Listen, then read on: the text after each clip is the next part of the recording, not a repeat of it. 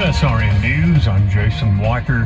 Historic day in Israel. Hamas releasing 7 hostages initially, the other 13 gaining their freedom just a few moments ago. The original 7 have been reunited with families and loved ones.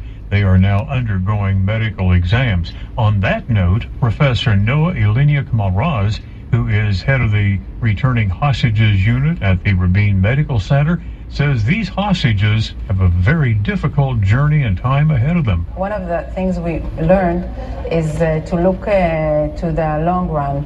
We know that the pictures of hugging and that we're all looking for in the first day, they're really touching pictures, and it's a very, very important day and part of coming back and rehabilitation. But we know that it's a long run.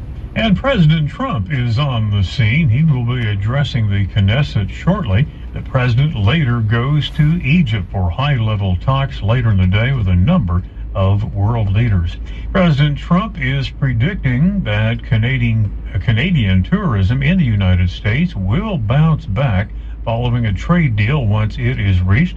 More on the story from White House correspondent Greg Clugston. The president believes that Canadians will increase their travel to the U.S. once again. He made the prediction during an Oval Office meeting this past week with Canada's visiting Prime Minister. Donald Trump's talk of making Canada the 51st state infuriated our neighbors to the north, who have canceled trips to the U.S. in big numbers. There's been a 23% drop in Canadian visits to the U.S. in the first 7 months of the year versus the same period in 2024. Greg Clugston, Washington. Meanwhile, the latest presidential tracking poll looks good for the president. This is SRN News. Backyard storage of